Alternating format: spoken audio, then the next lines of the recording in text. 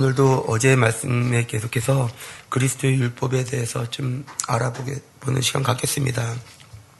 하나님의 말씀 율법은, 그리스도의 율법은 우리가 전에 말씀드렸던 것처럼 하나의 터입니다. 말씀 자체가 우리가 반드시 그 위에 세워야 되는 터이기 때문에 이 의미를 아는 것도 중요하다고 생각합니다. 그래서 어제도 그 율법을 주신 이유에 대해서 나누었죠. 그래서 하나님께서 율법을 행하기 위해서, 단지 행하기만 하기 위해서 주신 것이 아니라 그 율법 안에는 하나님의 정신, 하나님의 마음이 담겨 있다고 했습니다. 그래서 서로 사랑하기를 간절하게 원하시는 하나님의 마음 가운데 단순히 지켜라 지키지 말라가 아니라 정말 사랑으로 행하라는 하나님의 마음이 담겨 있음을 우리가 보았습니다. 그래서 로마서 2장 28절 29절에 이렇게 말을 합니다. 무릇 표면적 유대인이 유대인이 아니요 표면적 할례가 할례가 아니니라. 겉으로 나타나는 모습만이 유대인이라고 말할 수 없다는 것입니다. 그래서 29절에 오직 이면적 유대인이 유대인이며 할례는 마음에 할지니 영에 있고 율법의 조문에 있지 아니한 것이라 라고 말씀하고 있습니다. 우리가 어떤 행위적으로 유대인이 될 수 있는 것이 아니라 그것은 마음으로부터 이루어지는 것. 정말 마음에서 우러나는 어떤 믿음의 삶 믿음, 살아있는 믿음. 그래서 믿음과 행위가 같이 나가는 삶. 그래서 마음과 믿음과 행위가 하나인 삶이 바로 이면적, 진짜 유대인과 같다는 것입니다. 그러한 사람이 정말 유대인과 같은 것이고, 그랬기 때문에 할례는 마음에 해야 된다는 것이에요. 그렇기 때문에 여러분들이 이 말씀을 중심으로 삼아서 오늘 말씀을 보시면 좋겠습니다. 오늘의 말씀 중에서 결혼에 대한 말씀이 있는데 마태복음 5장 31절에 이렇게 말합니다. 또 일러스되 누구든지 아내를 버리려거든 이혼 증서를 줄 것이라 하였으나 나는 너희에게 이르노니 누구든지 음행한 이유 없이 아내를 버리면 이는 그로 간음하게 하며 또 누구든지 버림받는 여자에게 장가드는 자도 간음함이니라 라고 말씀하고 있습니다. 또 마태복음 19장 9절에 이렇게 말합니다.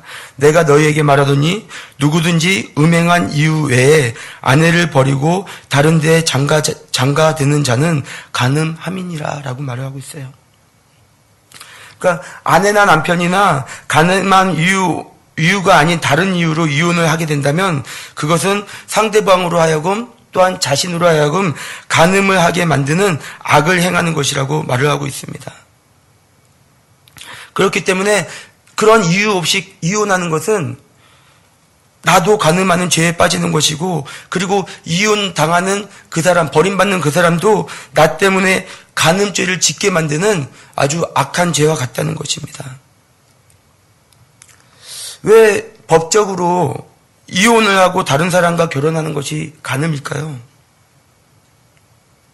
성경에서는 정말 이혼을 허락하는, 이혼이라고 하는 것이 아니라 아무튼 자유케 되는 것에 대해서 세 가지를 말하고 있습니다. 첫 번째는 배우자가 죽었을 때 자유하게 됩니다. 그 사람으로부터 자유하게 됩니다. 그것을 로마서 7장 2절 3절에 말씀하고 있습니다. 두 번째는 배우자가 간음을 행했을 때 그 사람으로부터 자유할 수 있게 됩니다. 그리고 세 번째는 이것은 배우자가 믿지 않는 사람이 예수님을 믿는다는 이유로 갈리고자 할 때 그때는 갈릴 수 있게 됩니다. 그것은 고린도전서 7장 10절에서 바울이 말한 바입니다. 믿지 않는 자가 갈리고자 할 때는 갈려라. 그렇지만 갈리고자 하고자 하지 않을 때는 그와 함께 살아라. 왜냐하면 너의 착한 행실로 그를 구원할지 어찌 알겠느냐라고 말을 하고 있기 때문입니다. 그렇기 때문에 그 갈라디아서 7장 10절에서는 이렇게 말합니다. 결혼한 자는 갈라서지 말고 버리지 말라. 그러나 갈라섰다면 혼자 지내든지 아니면 그 사람과 다시 합하든지 하라라고 바울이 명령하고 있습니다. 참 어려운 문제 같아요. 이 결혼에 대해서, 이혼에 대해서 참 어려운 문제 같습니다. 왜냐하면 간음이라는 것 자체는 하나님 앞에 심판을 받게 되는 십계명 안에 들어가는 말씀이기 때문에 그렇습니다. 그렇다면 예수님께서는 왜 이와 같이 말씀을 하셨을까요? 그것은 결혼이라는 것은 한 몸이 되는 것입니다. 예. 마태복음 19장 6절에 이렇게 말합니다. 그런즉 이제 둘이 아니요 한 몸이니 그러므로 하나님이 짝지어 주신 것을 사람이 나누지 못할지라. 사람은 절대로 부부의 관계를 깰 수 없고 나눌 수 없습니다. 아무리 이 나라의 판사가 그 이혼 사실을 인정한다 할지라도 세상법은 인정할지 모르나 하나님께서는 음행한 연고 없이 때로는 배우자가 죽기 전에는 그리고 믿지 않는 사람이 믿는다는 이유로 갈리기를 원치 않는다면은 그것은 다 간음하게 만드는 죄라는 것이에요. 그렇기 때문에 우리가 이 땅에서 이혼을 했던 아무튼 우리가 갈라서게 된다면 그와 같은 죄에 빠지게 된다는 것이죠. 그래서 하나님께서는 갈라놓을 수 없다고 말씀하고 있다는 것이에요. 왜냐하면 하나님의 눈에는 이 세상 법정으로 갈라섰다 한다 할지라도 이 세상에서 인정했다 할지라도 하나님의 눈에는 여전히 부부의 눈으로 보고 계시기 때문에 그렇다는 거예요. 왜냐하면 사람이 갈라놓을 수가 없어요. 사람이 갈라놓을 수 없기 때문에 하나님의 눈에는 여전히 부부인데 지금 다른 사람과 살게 되는 것이에요. 그렇기 때문에 하나님은 부부로 인정한 사람이 다른 사람과 사는 것을 간음이라고 말을 하고 있다는 것이죠. 그 누구도 하나님께서 하나로 합한 것을 인정한 것을 나눌 수 없다는 것입니다. 그렇기 때문에 우리는 이혼해서는 안 된다는 것이에요. 어떤 연유로 이혼해서는 안 된다는 것입니다. 그렇기 때문에 내가 이혼할까라는 꿈도 꿔서는 안 돼요. 요즘에 노부부가 평생을 살다가 이혼하는 경우가 있습니다. 지금까지 힘들었던 거에 대한 보상으로 이혼하길 원하는 사람들이 있어요. 그리고 이혼하고 재혼하고 그런데 그렇게 해서는 안 된다는 것입니다. 근데 저는 이 말씀에 앞에 섰을 때 정말 마음이 힘들었어요. 왜냐하면은 저희 교회 성도 중에 정말 이혼하고 다시 결혼해서 교회 생활을 하시는 분이 계셨거든요. 그래서 정말 교회를 정말 항상 나오세요. 근데 그분 앞에서 이렇게 말을 하는 것이 참 마음이 힘들었거든요. 그래서 이 말씀을 도대체 어떻게 전하나. 정말 간음한 죄니까 헤어져라. 그렇게 말하는 것 같잖아요. 그래서 정말 마음이 힘들었어요. 그렇지만 하나님의 말씀이기 때문에 정말 이것을 알려줘야 된다는 생각이 들었거든요. 그런데 보니까 이와 같은 말씀이 있었어요. 마태복음 19장 8절에 예수님께서 이렇게 말씀하십니다. 예수께서 이르시되 모세가 너희의 마음의 완악함 때문에 아내 버림을 허락하였으나 본래는 그렇지 아니하니라. 모세 때는 너희의 마음이 완악했기 때문에 그냥 일시적으로 허락했다는 것이에요. 근데 진짜 의미는 본래는 그것이 아니라는 것이에요. 이 말씀을 보면은 하나님께서 그 완악함을 하나님께서 정말 인정을 해주신 것 같아요. 그래서 이혼 증서를 써주었다면 그때 당시에는 자유하게 할 수 있는, 그래서 다시 결혼할 수 있게 하는 그런 여지를 주셨다는 것이에요. 그렇지만 그것은 절대로 하나님의 뜻이 아니라는 것이요. 그래서 옛사람에게는 그러한 것을 허락을 해주셨어요. 그러나 지금은 그것이 아니라는 것입니다. 왜냐하면은 에스겔서 36장 26절 27절에서 이렇게 말을 합니다. 새 영을 너희 속에 두고 새 마음을 너희에게 주되 너희 육신에서 굳은 마음을 제하고 부드러운 마음을 줄 것이며 또 내 영을 너희 속에 두어 너희로 내 윤례를 행하게 하리니 너희가 내 규례를 지켜 행할지라. 지금은 성령이 오신 성령 시대입니다. 그래서 성령이 오셔서 내 안에 있었던 굳은 마음을 제하시고 새 마음을 주셨다는 것입니다. 그래서 옛사람의 때, 그 모세의 때에는 이혼 증서를 주는 것으로 그렇게 이혼할 수 있도록 허락해 주셨지만 지금은 그렇지 않다는 것이에요. 그래서 우리가 완악했을 때 나도 모르고 이혼했을 때 그거는 하나님께서 허락해 주신다는 것이죠. 하나님의 뜻은, 본래의 뜻은 아니지만 하나님께서는 인정은 해 주시겠다는 거예요. 그것 때문에 심판하진 않겠다는 거예요. 그렇지만 우리가 성령을 받고 그 성령이 나에게 새로운 마음을 주셨는데도, 거듭남에도 불구하고 나는 여전히 내 욕심을 따라 내 어떤 사리사욕을 따라서 이혼하고자 할 때 하나님께서는 그것을 간음이라고 말씀하고 있다는 것입니다. 이것은 바로 옛 계명과 주님께서 주신 그리스도의 율법과는 차이가 있죠. 그런데 그 모세의 율법과 그리스도의 율법이 바뀐 것이 아니라 본래는 그렇지 않지만 인간의 완악함 때문에 어찌할 수 없이 하나님께서는 허락하셨지만 우리에게 새 영을 부어주심으로 이제는 그 완악했던 마음을 제하여 주시고 부드러운 마음을 주셨기 때문에 이제는 능히 그렇게 살 수 있는 능력을 우리에게 주셨기 때문에 우리는 그렇게 살 수 있다는 것입니다. 둘째, 맹세에 대해서 좀 나누고 싶습니다. 마태복음 5장 33절, 34절에서 이렇게 말합니다. 또 옛사람에게 말한 바 헛맹세를 하지 말고 내 맹세한 것을 너희가 들었으나 나는 너희에게 이르노니 도무지 맹세하지 말지니 하늘로도 말라 이는 하나님의 보좌임이요 땅으로도 하지 말라 이는 하나님의 발등상이요 예루살렘으로도 하지 말라 이는 큰 임금의 성임이요 라고 말합니다. 어쨌거나 이 말씀에서는 맹세를 하지 말라라고 말씀하고 있다는 것입니다. 여러분, 맹세라는 것은 무언가를 거는 것이죠. 자신의 목숨을 걸거나 자신의 명예를 걸거나 오늘 말한 것처럼 하나님을 걸거나 자신의 모든 소유를 걸거나. 여러분들 맹세가 왜 필요하십니까? 맹세가 필요한 이유가 뭐죠? 어떤 사람에게 맹세가 필요할까요? 그 맹세가 필요한 사람은 어떤 사람이냐면요, 거짓을 말하는 사람에게 필요한 것이 바로 맹세라는 것입니다. 예를 들어서 제가 날마다 거짓말을 한다면 누가 제 말을 믿을 수 있겠습니까? 왜냐하면 저 사람은 거짓말하는 것을 다 알기 때문이죠. 그렇기 때문에 내 말을 믿게 하기 위해서는 맹세를 해야 된다는 거예요. 내 목숨을 걸거나 하늘을 걸거나 무언가를 걸지 않으면 내 말을 믿지 않기 때문에 무언가를 걸어야 된다는 것이죠. 그런데 반대로 저의 삶에서 정말 거짓이 없다는 것을 여러분들이 알게 된다면 저 사람의 말은 맞아. 저 사람의 말은 정말 진실이야. 그것을 알게 된다면 그 사람에게서 맹세가 필요할까요? 필요치가 않아요.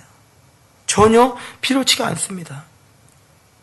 그렇기 때문에 마태복음 5장 37절에 이렇게 말합니다. 오직 너희 말은 옳다 옳다 아니라 아니라 하라. 이에서 지나는 것은 악으로부터 나느니라.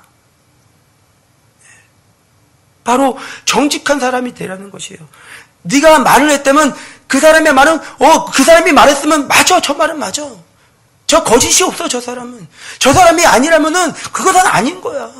확인해 빌 필요도 없어. 왜냐하면 그 사람의 삶으로 그 사람을 증거하기 때문에, 열매로 그 사람을 알기 때문에, 이 사람의 말에 거짓이 없다는 것을 나는 믿기 때문에 맹세가 필요 없어요. 이것은 법정에서 선서를 하지 말라 그런 차원이 아닙니다. 이것을 맹세를 했기 때문에 심판하겠다 그런 얘기가 아니에요. 여러분들은 정말 옳다. 그 사람의 말은 정말 맞아. 저 사람이 아니라고 말했으면 그 말이 맞아. 그러한 사람이 되라는 것이에요. 성경에서는 뭐라고 말하죠? 거짓말하는 자, 모든 거짓말하는 자는 불과 둘째 사망, 불과 유황불에 타는 불못에 들어가리라 라고 말을 하고 있잖아요. 이것은 이 날마다 자신의 유익을 위해서 거짓말을 하고 사는 사람은 심판받을 수밖에 없다는 것이에요. 그렇기 때문에 맹세하는 사람이 되지 말고 너의 말에 정직함이 있어라. 너 자신을 위해서 속이지 말라. 어떤 나의 유익, 나의 사업을 위해서 거짓말을 하지 말라는 것이에요. 많은 사람이 어떻게 거짓말을 하지 않고 이 일을 성공시킬 수 있습니까? 말합니다. 그러면 하나님은 거짓말장이에요. 그렇게 하지 않고 성공할 수 없다면, 거짓말을 해야만 성공할 수 있다면 하나님은 거짓말장이가 되는 거예요. 정말 정직하게 사는 그에게 하나님께서 은총을 주시고 그를 기뻐하시고 그의 삶을 도울 수밖에 없다는 것이죠. 이 세상에는 거짓으로 가득하고 있어요. 모든 정계나 모든 사업계나 모든 곳곳에 거짓이 난무합니다. 정말 거짓을 말하면 안 되는 사람까지도 다 거짓을 말하고 있어요. 하나님께서 말씀하십니다. 맹세하는 자가 되지 말고 정직한 자가 되라. 정말 믿을 수 있는 사람이 되라. 그래서 너 자신뿐만 아니라 영혼들을 구원으로 이끄는 사람이 되라고 하나님께서는 부르고 계신 것입니다. 또 마태복음에 보면 이런 말씀이 있습니다. 5장 38, 39절에 또 눈은 눈으로 이는 이로 갚으라 하였다는 것을 너희가 들었으나 나는 너희에게 이르노니 악한 자를 대적하지 말라. 누구든지 내 오른뺨을 치거든 왼뺨도 돌려대며, 또 마태복음 5장 43절 44절에 이렇게 말합니다. 또 내 이웃을 사랑하고 내 원수를 미워하라 하였다는 것을 너희가 들었으나 나는 너희에게 이르노니 너희 원수를 사랑하며 너희를 박해하는 자를 위하여 기도하라. 이것은 옛계명에서는 눈은 눈으로 이는 이로 갚아라고 말을 했고, 그리고 신약에서는 악한 자를 대적하지 말라. 오른뺨을 치고도 왼뺨을 돌려대라라고 말을 하고 있어요. 마치 하나님께서 병개시킨 것 같아요, 법을. 그런데 그렇지 않아요. 그 다음 말씀, 원수를 미워하라 하였지만 원수를 사랑하라고 말하고 있어요. 이것을 법을 변개한 것 같지만 그렇지 않다는 것입니다.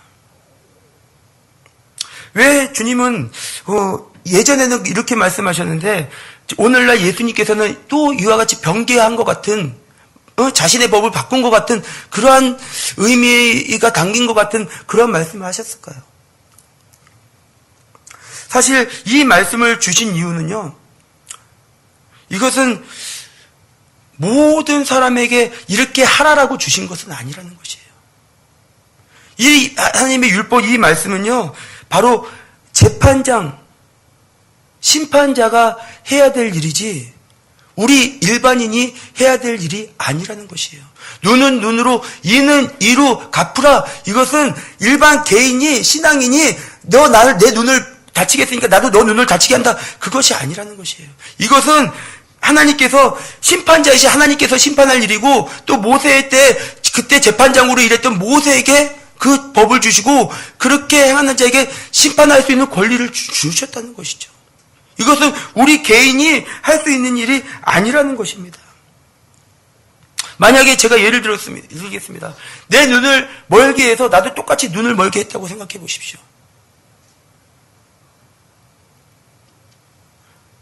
어떤 사람이 나에게 악을 행했기 때문에 나도 똑같이 그 똑같은 악으로 악을 행했다고 생각해 보십시오.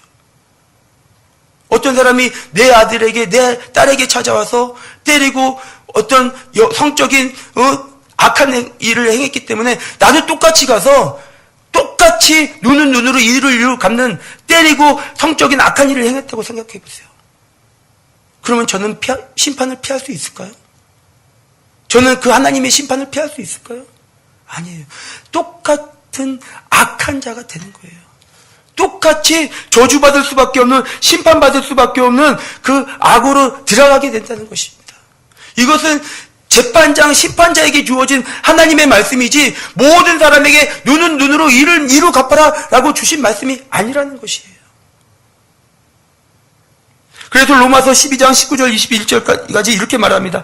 내 사랑하는 자들아, 너희가 친히 원수를 갚지 말고 하나님의 진노하심에 맡겨라. 기록하였으되 원수 갚는 것이 내게 있으니 내가 갚으리라. 내 원수가 줄이거든 먹이고 목마르거든 마시게 하라. 그리함으로 내 숯불을 그 머리에 쌓아 놓으리라. 악에게 지지 말고 선으로 악을 이기라. 우리가 스스로 원수를 갖게 되면, 원수를 미워하는 것은 하나님이시지, 우리가 미워하고 대적하고 싸워서 그를 갚는 것이 우리에게 주어진 것이 아니라는 것이에요. 하나님이 갚아주시겠다는 거예요. 그래서 너는 네가 원수 갚지 말고 오히려 그를 도와줘라. 혹시 회개하고 돌이켜 주님께로 나올지 누가 알겠습니까? 그래서 그렇게 말씀하는 거예요. 그렇게 말씀하는 거예요. 원수에 갚는 것은 너희에게 있지 아니하니 하나님의 진노하심에 맡겨라. 우리는 너무나 많은 경우에 내가 비판하고 내가 심판하고 내가 정죄합니다. 무슨 권리로요? 여러분들이 하나님이시니까 절대로 그렇게 할 수 없다는 거예요. 우리가 해야 될 일은 원수를 사랑하는 것이에요. 그러므로 모든 심판은, 모든 주권은 하나님께 올려드려야 된다는 것입니다. 그러므로 우리가 악에게 지지 말고, 악에게 진다는 것이 뭐예요? 악을 악으로 갚는 것이 악에게 지는 거잖아요. 그래서 선으로 악을 이기라. 그 이긴다는 자체도, 악을 이긴다는 것은 그를 영혼을 구원할 수 있다는 것이에요. 나의 그런 정말 주님이 주신 사랑의 마음으로 섬길 때 그 악이 무너질 수밖에 없는, 모든 경우에 그렇지는 않겠지만 정말 그가 회개만 할 수 있다면, 그래서 예수님만 믿을 수 있다면 그보다 더 큰 축복이 어디 있겠습니까? 그래서 마태복음 5장 45절 마지막 결론에 대해서 이렇게 말하잖아요. 이같이 한즉 하늘에 계신 너희 아버지의 아들이 되리니. 우리가 하나님을 아버지라고 부른다고 해서 자녀가 되는 것이 아니라, 이같이 한즉 하늘에 계신 너희 아버지의 아들이 되리니. 아들이 된다는 말이요, 단 두 군데에 나와 있어요. 제가 다 못 찾은 것인지 모르겠지만 두 군데 나와 있더라고요. 이같이 한즉 너희가 하나님의 아들이 되리니. 그리고 로마서 8장 14절에 무릇 하나님의 영으로 인도함 받는 사람은 곧 하나님의 아들이라. 내 안에 주신 새 생명으로 하나님의 영으로 사는 그 사람만이, 내 육으로 살지 아니하고 내 욕심으로 살지 아니하고 하나님의 영으로 사는 그 사람만이 하나님의 아들이라. 이것이 바로 하나님의 진리의 말씀, 예수 그리스도의 입에서 나오신 이 말씀이 바라는 것입니다.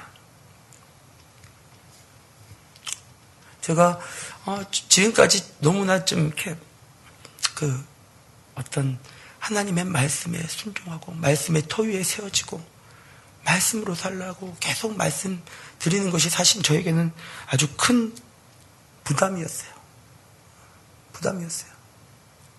그런데 할 수밖에 없는 이유는, 이렇게 말씀드릴 수밖에 없는 이유는 이것이 하나님이 원하는 거예요. 그리고 이렇게 사는 것이 진짜 우리가 정말 성공, 희망, 소망을 갖고 나아갈 수 있는 이유예요.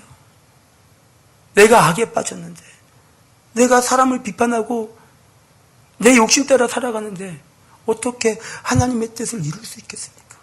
그리고 그의 삶이 어떻게 하나님의 기쁨이 될 수 있겠습니까? 내가 정말 비천에 취한다 할지라도, 내가 오늘 죽는다 할지라도 이것이 진짜 하나님 앞에 성공한 삶이요, 그것이 그리스도를 얻고 그리스도 안에서 발견되는 그러한 삶이기 때문에, 나에게 아무리 능력이 나타나고 은사가 나타나고 은사 사역하고 사람들이 나를 우러러 본다 할지라도 이 삶이 깨져버리면 그것이 나에게 무슨 소용이 있겠냐는 얘기예요. 여러분들이 아무리 큰 성공을 하고 부유를 축적하고 사람들에게 인정을 받는다 할지라도 이것이 다 깨져버리면 그것이 무슨 가치가 있겠냐는 얘기예요. 정말 이 말씀을 받으시고 정말 주님의 신부로서 하나님의 뜻은 거룩함에 있느니라 말씀하신 것처럼 영광에서 영광에 이르는, 정말 주님의 영광에서 영광에 동참하게 되는 그러한 축복이 있었으면 좋겠어요. 그래서 이제는 정말 주님의 거룩한 신부로서 정말 죄와 싸우되 정말 피나기까지 싸우지 아니하는 내 모습을 보면서 애통해하고 더 주님께 나아가길 소원하는, 그래서 주님을 향한 갈급함을 가지고 주님 앞에 무릎 꿇으며 정말 기도하는 것도 어떤 해야 되니까 하는 것이 아니라 너무나 기쁘고 행복해서 하는, 주님을 만나는 그러한 시간이 너무나 좋아서, 그리고 주님의 말씀에 순종하는 것이 너무나 기뻐서 그렇게 하루를 살아가는 그러한 축복이 여러분들 삶 가운데 있었으면 좋겠어요. 그렇게 어떻게 살 수 있느냐, 그것이 아니라 주님의 은혜로 주님의 사랑으로 그렇게 되어져가는 삶을 사는 여러분이 되시기를 예수 이름으로 축복합니다. 기도하시겠습니다.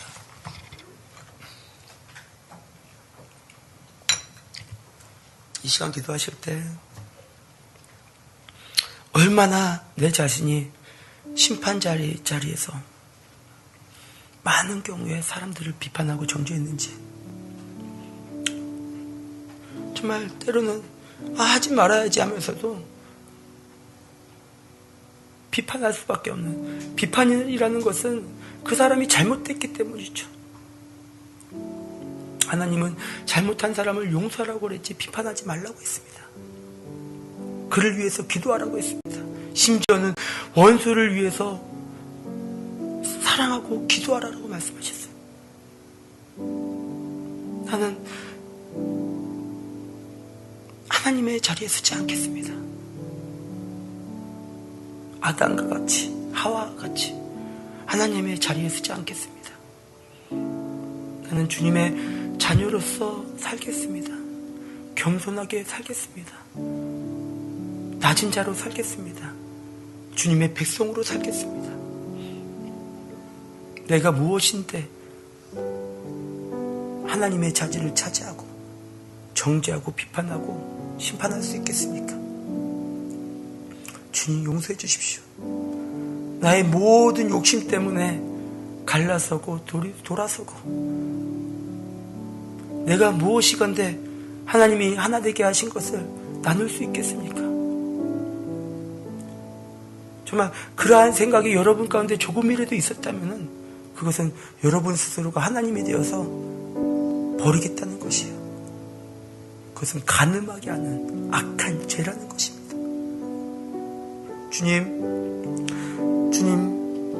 주님께 나아갑니다. 나의 모든 더러운 죄를 용서해 주십시오. 이 모든 악한 죄를 용서해 주십시오. 하나님의 자리에 서서, 심판 자리에 서서 심판했던 어리석음을 용서해 주십시오.